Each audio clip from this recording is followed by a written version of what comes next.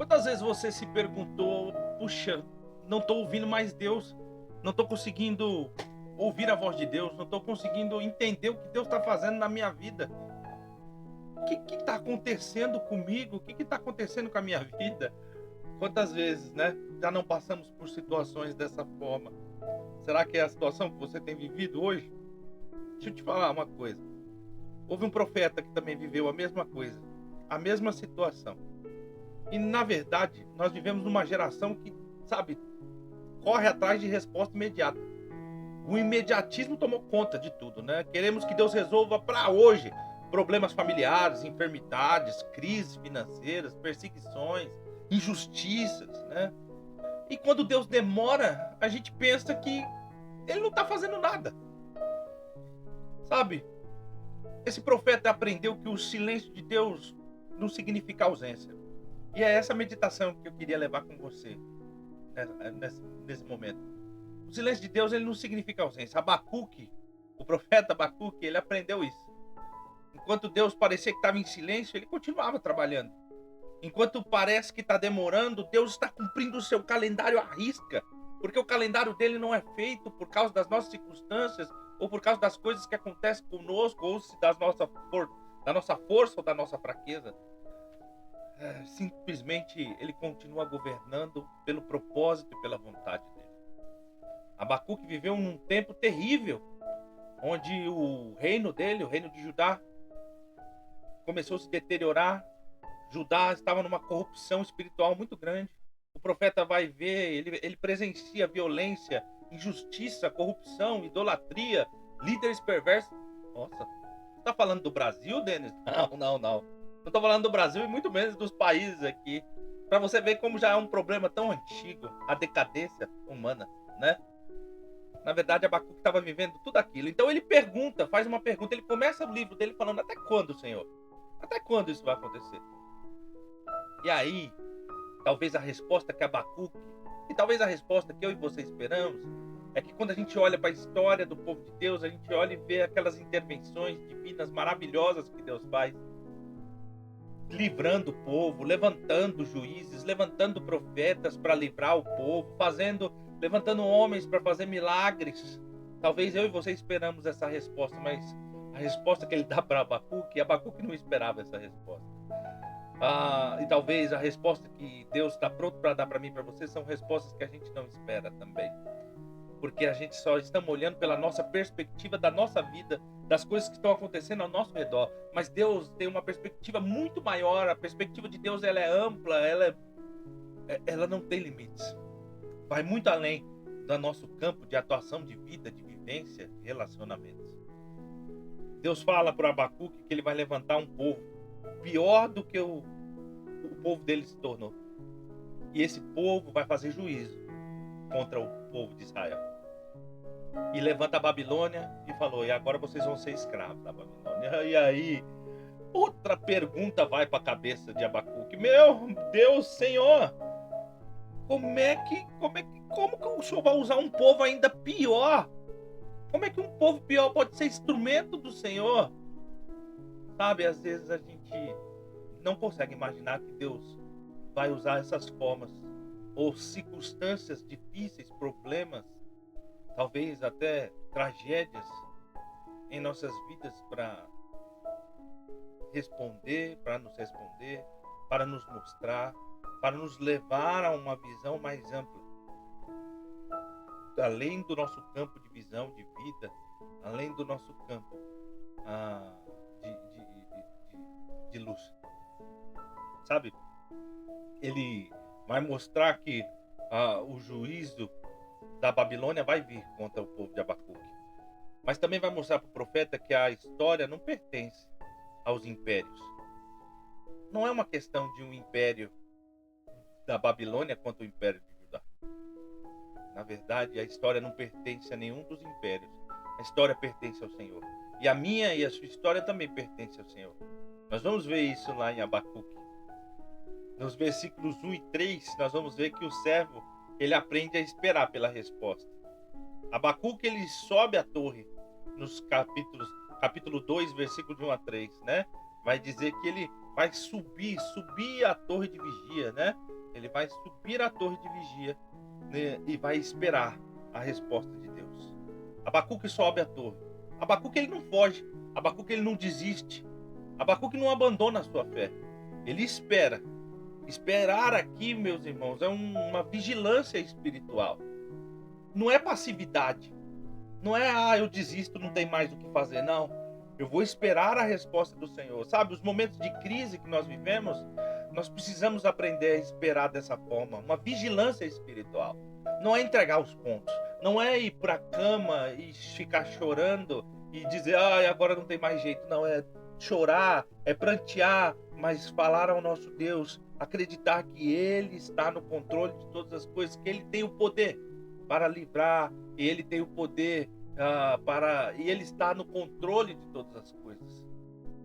Que Ele tem a resposta para a pergunta que eu preciso. Às vezes não vai vir como um livramento, mas Ele tem a resposta que eu preciso para ouvir. Sabe, não é passividade, é confiança. Deus responde. A visão ainda está para cumprir no tempo determinado, Deus vai falar para Abacuque. Porque Deus possui um calendário. E não existe atraso no calendário de Deus. Existe propósito. Lembre-se sempre disso. Tudo que acontecer em nossas vidas, não existe um acaso. Não aconteceu porque Deus se descuidou. Não existe isso com Deus, meu irmão. Não existe atraso. Existe o propósito se cumprindo. A demora de Deus nunca vai ser descuido. Mas Ele está preparando a vontade, o propósito e o reino dele através das nossas vidas também. Sabe, muitas vezes nós oramos, Senhor, por quê? Sabe, mas Deus frequentemente vai dizer pra gente, espera. Será que o meu e o seu coração está pronto para esperar? Quando Deus falar, espera. E muitas vezes não vai vir um sonoro, uma voz dizendo espere. Deus vai dar o tempo, vai dar o silêncio. E o silêncio vai ser a resposta do espere. O problema não é Deus demorar. É o nosso coração que quer controlar o tempo de Deus. E o nosso coração faz isso. Jeremias já havia alertado. Cuidado com o coração do homem. Nós queremos controlar o tempo de Deus. Nós queremos dizer a Deus o que Ele tem que fazer. Ou o que Ele tem que deixar de fazer. Sabe, meus irmãos, a maturidade espiritual aprende que esperar também é obedecer. E a gente precisa pensar isso. Esperar também é obedecer. O não, correr, se afastar, fugir. Obedecer a Deus. Esperar também é obedecer a Deus. Nós precisamos. No versículo 4 ao versículo 5, nós vamos ver que o servo vive pela fé enquanto Deus trabalha. Sabe, a fé sustenta o justo quando as circunstâncias podem contradizer tudo em nossas vidas. A situação pode estar terrível e é a fé que vai sustentar a minha e a sua vida. Por isso ele vai nos dizer lá, do versículo 4, versículo 5, o justo viverá pela sua fé. Aqui está o coração do livro, meus irmãos. Existem dois homens, Deus está colocando aqui dois homens. O homem soberbo e o homem justo. Ele vai falar que o soberbo confia em si, na força, no dinheiro, no poder. Mas o justo confia em Deus. E nesse vídeo aqui que eu estou gravando, eu quero dizer para você, seja como um homem justo que confia em Deus em todas as circunstâncias das nossas vidas, por mais difícil que seja até psicologicamente para nós, confie no Senhor. Por mais que as pessoas dizem, é loucura o que você está fazendo, confia no Senhor, confia. Porque o justo confia no Senhor, o justo viverá pela fé. A fé não é apenas o caminho para a salvação, é o nosso modo de viver, meus irmãos. Não é só fé para a salvação, também é o nosso modo de viver. Esperar no Senhor por todas as coisas. Na minha família, na criação de filhos, na restauração de alguém, na restauração do ente querido, de um amigo, na aguardar a resposta de uma oração. Tem tantas coisas, meus irmãos. Ela tem que ser o nosso modo de vida. O verbo viver vai indicar uma vida inteira. Viver é uma vida inteira. Não apenas um momento, ou uma fase, ou uma circunstância da nossa vida. Vivemos pela fé, meus irmãos, quando nós continuamos obedecendo, quando não tem resposta. Quando Deus apenas se cala e fica em silêncio. Viver pela fé é continuar servindo, mesmo que não somos reconhecidos, sem reconhecimento. Viver pela fé é continuar orando sem enxergar resultados. Mesmo que eu não saiba onde vai dar, mas eu continuo orando sem enxergar os resultados que podem acontecer. E viver pela fé é continuar esperando mesmo sem compreender. Será que eu e você estamos prontos a viver pela fé? Talvez essa mensagem venha nos trazer, dar um chacoalhão na nossa vida, para nós sairmos dessa zona de conforto. Do versículo 6 a 19, Deus vai lembrar que o servo lembra que Deus julga toda injustiça. Meus irmãos, você está vivendo algum momento que você está sendo injustiçado, está vivendo... Eu quero te lembrar que Deus julga toda injustiça. Todo orgulho humano vai terminar diante do juízo santo de Deus. Todo orgulho humano, toda injustiça vai terminar diante do juízo santo de Deus. Sabe, nesta sessão, você vai ver aqui que Deus vai mostrar 5 ais, cada um denunciando um pecado. De 6 a 8, ele vai falar do pecado da ganância, do roubo, da exploração. Quem saqueia, ele fala que vai ser saqueado. Ou seja, toda a riqueza construída sobre a injustiça vai ser destruída. Deus também vai para o segundo ai, que é lá de 9 a 11. Ele vai tratar o pecado da segurança construída em cima de pecado. Sabe, construíram casas para se proteger, mas Deus diz que não adianta você construir a casa de forma errada, de circunstâncias erradas, usando o pecado para enriquecer, porque no dia do juízo de Deus, as próprias pedras da sua casa vai testemunhar contra você mesmo. Ele diz, né, as próprias pedras testemunhariam contra eles. Sabe, nenhuma estrutura construída sem Deus vai permanecer. Não vai.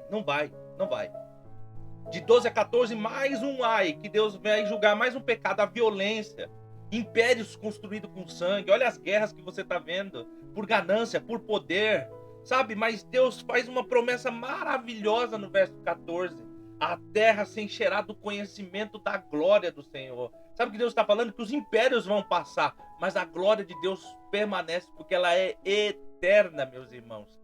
Eterna. A igreja, ela não vive esperando o sucesso dos governos, ela espera o reino de Deus. Então, meus irmãos, não coloquem sua fé em políticos, em partidos, direita, esquerda, centro. Esqueça. Eu não estou falando que você não deve votar e que você não deve observar nos políticos que se alinham mais aos princípios de Deus. Pelo contrário, é isso que nós devemos fazer. Mas não coloque a fé nesses homens. Porque todo homem é passivo de corrupção. A Bíblia vai nos dizer, aquele que acha que está de pé, vigie para que não caia. Por causa da nossa fragilidade. O homem é frágil, meus irmãos. Então a igreja não vive esperando o sucesso dos governos, ela espera o reino de Deus. É ali que nós colocamos a esperança do nosso Deus. Nós temos o quarto ai, de 15 a 17, vai falar do pecado de humilhar o próximo. A Babilônia, ela embriagava as nações para depois expor essas nações, envergonhá-las. Sabe, Deus vai inverter toda essa situação no dia do julgamento final. Quem humilha vai ser humilhado. Deus vê todo o abuso, Deus conhece todo o abuso, toda a opressão, toda a violência. Nenhuma injustiça vai ficar esquecida, meu irmão. Eu, em nome de Jesus, quero confortar o seu coração. Talvez você sofre com isso, talvez você tenha distúrbios orgânicos ou psicológicos, de mágoas, de rancor, de coisas que foram feitas para vocês, de abuso, de opressão, de violência. Eu quero te lembrar que nenhuma justiça ficará esquecida. Por isso nós entregamos todas as mazelas da nossa vida nas mãos do nosso Senhor Jesus Cristo. Porque Deus, no dia do seu julgamento, no dia do grande trono, Ele vai julgar todo o abuso, tudo, a humilhação que foi feita ao próximo. Nada vai passar batido. Nós temos o último ai, que é o quinto ai, que trata da idolatria. O profeta vai ironizar: o homem fabrica um Deus, depois se ajoelha diante desse Deus.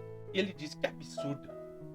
Ídolos, meus irmãos, não falam, não respiram, não salvam, sabe? E hoje os nossos ídolos talvez mudaram a forma. Os antigos ainda continuam alguns ídolos, né? Imagens e tantas outras coisas. Adoração, a natureza, todas essas coisas são ídolos.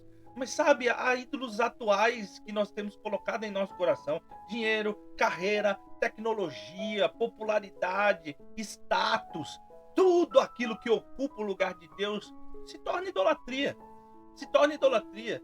Tudo aquilo que faz o nosso coração escravo, faz a nossa vida escravo, que tudo depende dele, ocupa o lugar de Deus e vira idolatria. Mas Deus lembra através desse ai, toda idolatria vai ser julgada perante ele. Nos versículos 20, que é o que vai para encerrar aqui Abacuque, nós vemos que o servo ele pode descansar porque Deus está reinando soberanamente. Quando Deus ocupa o seu trono, nosso coração pode descansar. Isso é o mais gostoso de nós podemos lembrar. O livro termina essa resposta dizendo: o Senhor está no seu santo templo, calem-se diante dele toda a terra. Enquanto Abacuque está fazendo perguntas, Deus continua sentado no trono dele. Nada saiu do controle enquanto Abacuque perguntava. Enquanto eu e você questionamos a Deus e perguntamos a Deus por que está acontecendo essas coisas, meu irmão, nada saiu do controle. Aqui o templo representa o governo, a autoridade, a santidade, a soberania. Deus está no controle de todas essas coisas. O silêncio aqui, meus irmãos, também não é medo. Quando ele fala assim, calem-se diante da terra, Deus não está querendo impor medo. O silêncio aqui não é medo, é reverência, é confiança. Confie no Senhor. Confie. De vez de ficar praguejando, de vez de ficar murmurando, confie no Senhor. Reverência, cale-se diante dele. Sabe, há momentos em que a maior demonstração da nossa fé não é falar, é silenciar diante do Deus soberano. Eu e você estamos prontos para silenciar diante de Deus quando nós não ouvimos a voz de Deus, quando nós não ouvimos a resposta de Deus. Abacuque, meus irmãos, ele aponta para toda a narrativa bíblica, desde Gênesis. Parece que o pecado vai vencendo. Já leu a Bíblia e você vai percebendo, parece que só o pecado vai vencendo, mas Deus continua conduzindo a história, meus irmãos. Os impérios vão passando, vai passar o Egito, vai passar a Síria, Babilônia, Pérsia, Grécia, Roma, tudo vai se passando. Todos desapareceram, mas o reino de Deus permanece. E é dele que nós estamos falando aqui. A história não caminha para um triunfo de nações, ela caminha para a manifestação da glória de Deus. E eu quero lembrar você, toda a história, o desfecho dela é a manifestação da glória de Deus. Esse texto ele vai apontar para Cristo. E não tem como nós não falarmos de Cristo. Como pode Deus ser justo e ainda suportar o pecado? Né? Como pode Deus ser justo e ainda suportar o pecado? A resposta definitiva vai aparecer lá em Cristo, em Jesus Cristo. Em Jesus nós encontramos o justo perfeito. Aquele que viveu completamente pela fé e obediência ao Pai. Lembre-se, o justo viverá pela fé e ele é o nosso maior exemplo. Aquele que viveu completamente pela fé, aquele que suportou o juízo que era nosso, que nós merecíamos. O justo viverá pela fé, ele recebe pleno significado no Novo Testamento. Paulo vai ensinar que somos justificados mediante a fé em Cristo, lá em Romanos, em Gálatas. O autor de Hebreus vai nos lembrar, a incentivar a perseverança, que os cristãos perseverem através da fé. Na cruz nós vamos ver duas verdades de Abacuque, duas verdades que nós encontramos. Deus realmente vai julgar o pecado e Deus salva os pecadores por meio da fé em Cristo Jesus. Assim, Cristo é a resposta definitiva para essa tensão de justiça e misericórdia de Deus. Qual é o limite da justiça e da misericórdia de Deus? O equilíbrio disso é Cristo. É em Cristo que nós encontramos o consolo. É em Cristo que nós encontramos o descanso. É em Cristo que nós encontramos a resposta para o silêncio. Quando nós não encontramos a voz que nós esperamos da resposta, Cristo, ele é a nossa resposta. Sabe, Abacuque começou perguntando, até quando? E terminou adorando. Porque aprendeu 4 grandes verdades. Deus sempre vai responder. Deus trabalha mesmo quando nós não enxergamos. Deus julga toda injustiça e Deus continua reinando. Sabe, o problema nunca foi a ausência de Deus, mas era a limitação da visão do profeta. E é a limitação da nossa visão também. Lembre-se, Deus está fora do nosso tempo. O tempo foi criado para nós. Deus está fora do nosso tempo. Deus está olhando a nossa história, passado, presente e futuro. A diferença é que Ele estava antes de nós sermos criados. E Ele estará no fim, pronto para nos receber para uma eternidade. Viver uma vida eterna junto com Ele. Sabe? Espera o tempo de Deus com perseverança. Não desiste, não. Sabe? Porque a demora de Deus não é abandono. Deus não abandonou eu e você, meus irmãos. Mas a demora é a expressão da sua sabedoria. Ele está trabalhando, ele está aperfeiçoando, ele está trabalhando não só a nossa vida, mas ao redor de todos nós. Continue orando, observando, servindo, mesmo sem ver respostas imediatas. Viva diariamente pela fé, meus irmãos. Viva diariamente pela fé. A fé bíblica não é apenas o início da vida cristã, é o modo de caminhar todos os dias, lembre-se. É o nosso modo de viver, confiando nas promessas de Deus acima das circunstâncias. Rejeita toda falsa segurança, dinheiro, poder, sucesso, insuficiência, influência, reconhecimento, sabe? São incapazes de oferecer segurança duradoura. Somente o Senhor é refúgio. Somente Deus é refúgio verdadeiro na minha e na sua vida. Adore a esse Deus soberano, sabe? Adore. Antes de exigir explicação, lembre-se que Deus continua no trono. A resposta mais apropriada diante da sua soberania é reverência, confiança e adoração. Adore ao Senhor em todo o tempo. Tá difícil, irmão Denis. Tá difícil, a circunstância tá complicada. Meu psicológico está cada vez mais abalado. Mesmo que for sussurrando, mesmo que for gemendo, adore ao Senhor e descanse que Ele está no controle. Ele está no controle de todas as coisas. E final, olhe para Cristo. A maior prova de que Deus governa a história não foi a queda da Babilônia, meus irmãos, mas a cruz e a ressurreição de Jesus. Nela nós vemos Deus vencer o mal. É ali que Deus venceu o mal. O pecado, Ele venceu o pecado e oferece salvação aos que vivem pela fé. Está pronto para viver pela fé? Está pronto para viver a salvação? Para passar como nessa terra como peregrino e nos encontrarmos com Deus e vivemos uma jornada eterna com Ele? Viva pela fé. Faça como o profeta. Começou questionando, viveu as suas crises, mas depois, no final do livro, ele vai adorar a Deus, glorificar a Deus. Ele vai como cativo, nada mudou, a circunstância, nada mudou. A Babilônia se levantou, levou ele como escravo. Talvez o profeta Abacuque até morreu nessa invasão. Mas mesmo assim, ele viveu. Ainda que a figueira não floresça, ainda que a vide não dê o seu fruto, mesmo que não haja essas coisas na terra, mesmo que não haja a resposta de Deus, nós continuaremos adorando, continuaremos servindo. Que Deus te abençoe, que essa palavra possa ir de impacto direto ao meu e ao seu coração, possa trazer esperança. E aonde você estiver, na sua casa, talvez num leito de hospital, num cativeiro ou qualquer lugar, saiba que Deus não perdeu o controle. Ele está no controle de todas as coisas. Faça como o profeta Abacuque. Adore, exalte, glorifique ao Senhor. E diga a Ele, Senhor, eu confio no seu poder. Amém? Que Deus te abençoe, Deus te guarde. E continuamos perseverando. Porque o justo viverá pela fé. Que Deus te abençoe.